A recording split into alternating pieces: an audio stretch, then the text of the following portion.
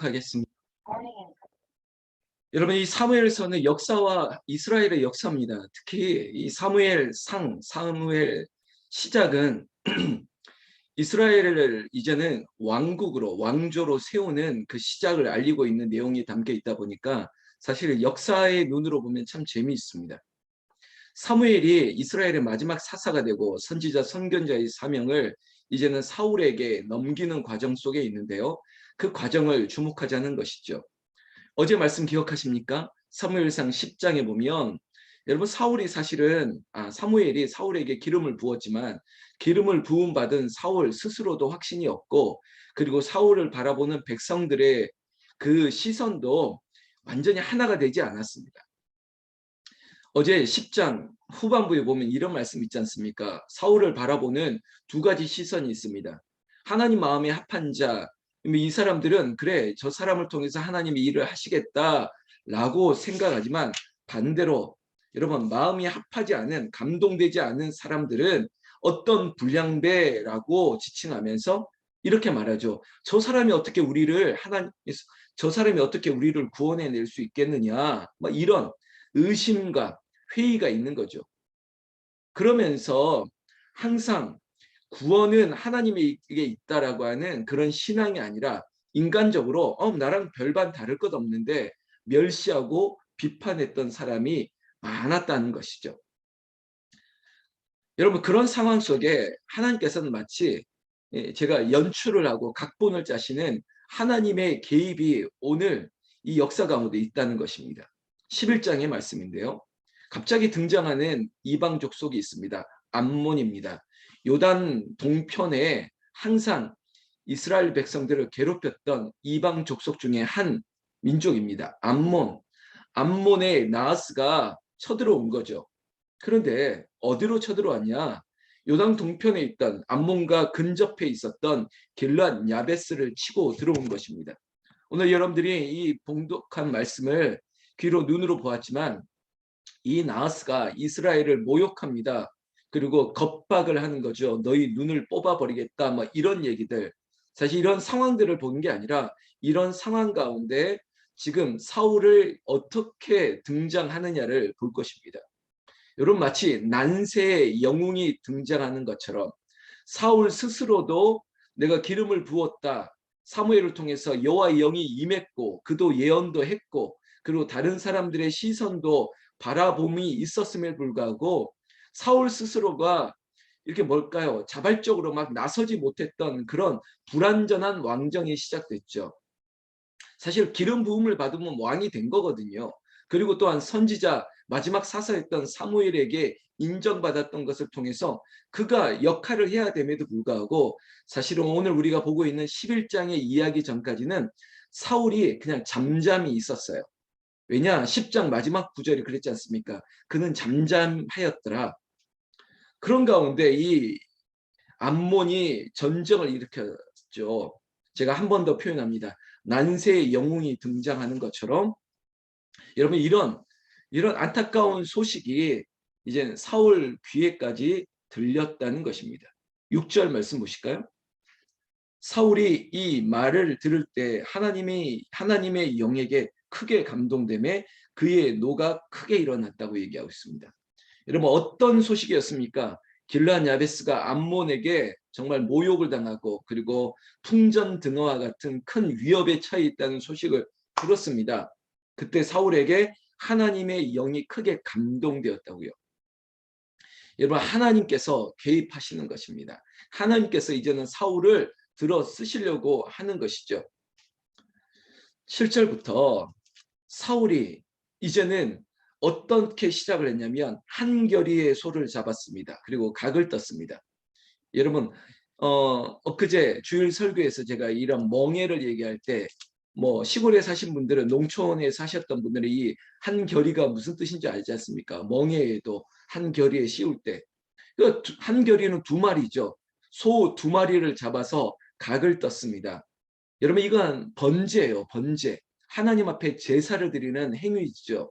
그런데 두 마리를 각을 떴는데 그 각든 마치 이 부위들을 각 지파에게 전령을 통해 보냈다는 것이죠. 여러분 그러면 두 마리를 각을 떴으면 몇 조각을 냈을까요? 퀴즈. 12지파니까 12조각을 냈겠죠. 한 마리당 6조각을 냈다 그랬습니다. 여러분 어떻게 냈을지 모르겠습니다. 어떻게 하면 6조각을 낼까요? 소를. 아무튼 이 두 마리를 12조각을 내서 각 12지파에게 보냈습니다. 뭘까요? 동력을 일으키려고 하는 것입니다. 동기부여를 일으키는 거예요. 자, 지금 우리 형제가 어려운 일을 당하는데 이거 가만히 있겠느냐? 모여라. 여러분 사울이 이전에 보면 이렇게 뭐 용기 있거나 자발적인 사람이 아닙니다. 그런데 하나님의 영이 임하니까 나서지 않습니까? 합시다. 합시다. 뭐 이런 어떤 동기부여가 생기고 힘이 생기는 거예요. 사랑하는 성도 여러분, 내 힘과 능력으로 하는 게 아니에요. 교회 일도 마찬가지고 선교, 복음, 뭐 구제, 하여튼 하나님의 영광을 위한 일은 내가 하고 싶어서 하는 거 아닙니다. 이건 정말 쉬운 원리인데 성령이 충만하면 하게 돼요. 교회 봉사도 내가 기분이 좋으면 한다 그거 아니에요. 사실은 은혜가 임하면 하게 돼요. 아주 작은 것부터 그렇습니다. 교회 사역이 여러분 큰 게 있고 작은 게 있겠습니까? 아니요. 다 하나님의 일이에요. 정말 성전을 문지기도 하나님의 일이고요. 그리고 앞에서 보여지는 어떤 일도 하나님의 일이죠. 하나님 보시기에는 똑같아요. 근데 그 모든 일이 하나님의 영이 감동이 될 때 할 수 있는 거예요. 지금 우리에게는 성령이 임하고 성령 충만한 사람이 항상 하나님의 일을 한다는 거죠. 여러분 가만 돌아보십시오. 신앙생활에 있어서도 자발적으로 주를 위하여 교회를 위하여 섬기는 분들을 보면요. 성령 충만한 분들이에요. 은혜가 있으니까 하죠. 그냥 세상 말로 시켜서 합니까? 아니요. 절대 그렇지 않습니다. 마음이 감동이 있고 기쁨과 즐거움으로 자발적으로 하죠. 우리 교회도 마찬가지입니다. 모든 일들을 자발적으로 하시는 거예요. 제가 어제 소나무 향기 가운데 그 제육대 영상을 짧게 스케치했지 않습니까? 얼마나 보기 좋은데요. 이게 기쁨으로 하니까 기쁜 거고 서로가 정말 자발적으로 조금이라도 수고를 해주시니까 그 자리에 정말로 섬김을 받고 섬겨주는 사람 누구나가 그리고 저처럼 조금 한 걸음 뒤에서 마치 죄송합니다.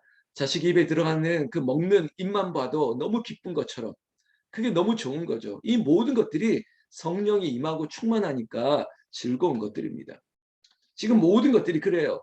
성령 충만함으로 하다 보니까 이제 그 소식을 들었던 이 소 두 마리를 각각 이제 조각을 받아들였던 지파의 사람들이 이제는 자발적으로 마치 뭐죠? 이제 군사들을 일으키는 거죠. 결과적으로 본다면 8절 말씀 후반절을 보니까 이스라엘 자손은 30만 그리고 유다 사람은 3만 명, 33만 명이 모였습니다. 여러분 항상 유다는 마치 어떤 적자, 장자 사실은 순서대로 한다면 유다가 장자가 아님에도 불구하고 나중에 이스라엘 왕조를 일으킬 그 적자와 같은 역할을 항상 유다가 했던 거죠. 그러다 보니까 이 사무엘도 유다를 특별하게 조금 지칭을 하고 있습니다. 그만큼 33만 명이 모였는데 여러분 이 싸움 가운데 지금 무리의 앞에 이제 사울이 나서고 있다는 것이죠. 이 전쟁에 나가자. 그리고 이 전쟁에 참여하지 않는 자는 큰일을 당할 것이다. 이런 용기와 힘을 가지고 앞장서게 됐다는 것이죠. 사랑하는 성도 여러분, 하나님의 영이 임하고 오늘 이 새벽을 깨우는 여러분들에게도 주의 영이 임해서 우리가 모든 일들, 능치 못할 일들, 세상의 암문과 같은 원수가 우리를 괴롭힐지라도 이 싸움 가운데 당당히 나갈 수 있는 그런 은혜와 능력이 저 여러분들에게 있기를 예수님의 이름으로 축원합니다. 축원합니다. 12절 보십시오. 11절 보십시오. 이 싸움의 결과는 어떻겠습니까? 여러분 이튿날 사울이 백성을 3대로 나누고 새벽에 적진 한가운데 들어가서 날이 더울 때까지 암몬 사람을 치매 남은 자가 다 흩어져도 둘도 함께 한 자가 없었더라. 완전히 완벽한 승리. 새벽에 치고 그리고 정오까지 뭐 이런 거 아니겠습니까? 이튿날부터 시작해서 정오까지라니까 완전히 완벽한 승리를 거둔 것이에요. 33만 명이. 이 일 있고 나서 어떤 일이 있었느냐? 여러분 12절 여론이 확 바뀌었다는 것입니다. 요즘 뭐 지방선거 앞두고 뭐 여론조사 이런 거 하지 않습니까? 여론의 향배가 확 바뀐 것을 알 수 있는 구절이 있습니다. 12절 보면 백성이 사무엘에게 이르되 사울이 어찌 우리를 다스리겠느냐 한 자가 누구니까 그들을 끌어내소서 우리가 죽이겠나이다. 불과 10장 마지막 구절을 여러분들이 눈으로 본다면 그런 이 사울을 바라보는 두 가지 여론이 있었지 않습니까? 마음이 하나님께 감동한 유력한 자들이 있었고, 그러니까 사울을 지지하는 사람이 있었고, 그리고 어떤 불량배라고 했던 많은 사람들은 야 저가 어떻게 우리를 구원하겠냐 하고 비난하고 시기했던 그런 또 많은 그룹이 있었는데 이 여론이 이제는 완전히 사울에게 쏠리게 됐다는 거죠. 왜냐? 어떤 불량배와 같은 비난하고 시기했던 사람들을 오히려 그 백성들이 가만히 두지 않겠다. 막 이런 여론이 형성되어 버렸다는 것입니다. 결국 사울이 영웅으로 등장했고 사울이 우리의 왕이 되는 것이 맞다. 이런 여론으로 완전히 뒤바뀐 사건이 바로 이 암몬과의 전쟁이었다는 것입니다. 근데 이 길르앗 야베스가 이건 역사적으로 조금 재밌게 볼 수 있는 관점인데요. 여러분 사사 시대가 종결됐던 하나의 큰 사건 중에 하나가 그 레위인이 어느 지방에 베냐민 지파에 들어갔다가 그 베냐민 지파의 많은 불량배들이 이 레위인의 첩을 융간하고 그리고 죽이는 사건이 있었지 않습니까? 그래서 그 사건을 다시 한번 회자하기 위해서 그 여자의 몸을 12조각으로 내가지고 다 지파에게 보냈지 않습니까? 이거 가만히 두면 안 되겠다. 이 불량배들을 잡아 죽여야겠다. 라고 했는데 거기가 바로 베냐민 지파였죠. 그 베냐민 지파가 완전히 그러니까 그 가문이 이제는 존속할 수 없을 정도로 심판을 당했습니다. 그런데 이제는 그 베냐민 지파도 그래도 우리 지파 중에 하나니까 뭐지 대의를 이어주기 위해서 했던 게 뭐냐? 이스라엘 연합군이 여러분 기억하십니까? 저 길르앗에 있는 여인들을 400명을 데리고 온 거예요. 그리고 남아있는 600명의 베냐민 남자들에게 시집을 보낸 거죠. 여러분 기억나세요? 그러니까 저 뿌리를 존속시키기 위해서 길르앗에 있는 여인들을 빌려다가 베냐민 지파의 남자들과 어쩌면은 전략적인 결혼을 시켜준 거예요. 자, 제 이 얘기를 하는 이유는 그러면 길르앗 야베스는 어디냐? 마치 족보로 따진다면 베냐민 지파의 외가가 되는 거죠. 그러니까 사울에게는 외갓집이 되는 거예요. 그러니까 이 길르앗 야베스를 이게 하나님께서 절묘한 연출이라고 저는 보는데 길르앗 야베스를 쳐들어오니까 어쩌면 사울에게 있어서 하나님의 영이 감동되었기도 했지만 여러분 어떤 겁니까? 이거 우리 외갓집 아닙니까? 우리 어머니 일이고 우리 친척들의 일이니까 더 동기부여가 됐겠죠. 그러니까요. 하나님의 일은 우리가 보는 눈보다 더 완벽하세요. 아주 디테일하세요.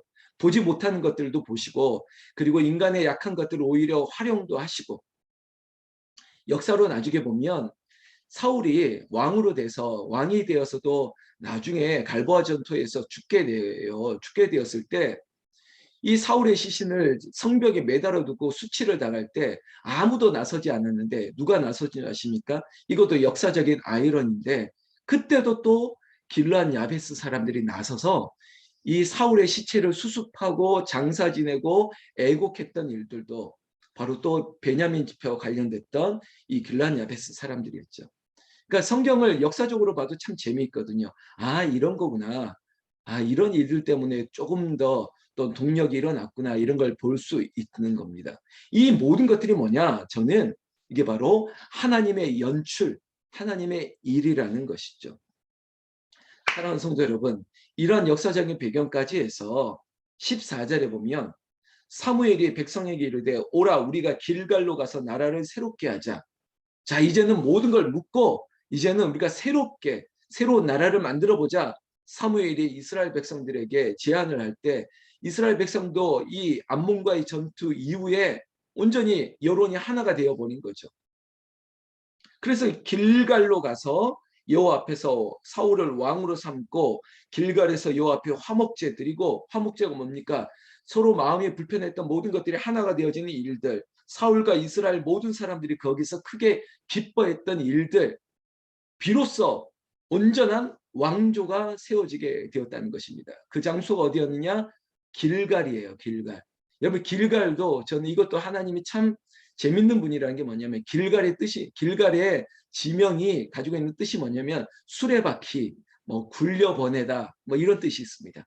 그러니까 야 지금까지 우리가 가지고 있던 우리 앙금들, 우리의 감정들, 있었던 모든 것들 다 굴려보내자, 다 내려보내고 마치 굴려보내고 이제는 새롭게 시작하자 이런 의미를 담게 만들었던 거죠. 여러분 재밌지 않습니까? 저만 재밌습니까? 성경을 보면서 너무 재밌는 거예요.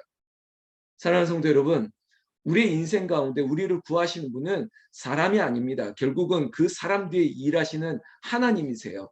하나님께서 우리 교회를 그저 담임 목사 앞에 세우고 담임 목사가 뭐 유능해서도 아니고 불쌍해서일 겁니다. 하나님께서 하나님의 손이 저 마른 막대기 같은 사람을 통해서 일하시는 거예요. 사울도 그래요. 사울이 그렇게 그냥 덩치만 크지 용감한 사람이 아니었음에도 불구하고 하나님의 영이 임하니까 용감하게 앞장서고 일을 했던 것처럼 우리의 인생 가운데 하나님의 영이 성령 충만하고 그리고 그 성령 충만한 능력으로 모든 싸움에서 이길 수 있는 능력 그리고 하나님께서 완벽한 승리를 거두게 하시고 그 이전에 있던 것 모든 과거에 있는 것들 다 굴려보내고 내려보내고 이제는 새로워지는 역사 그런 은혜가 새벽을 깨우고 날마다 기도하는 여러분들에게 하나님의 영이 임하고 승리하는 역사, 회복케 하는 역사, 기적과 같은 은혜가 오늘 하루에도 여러분들의 삶에 넘치기를 나는 우리 주 예수님의 이름으로 축원합니다. 축원합니다. 여러분 믿으시죠?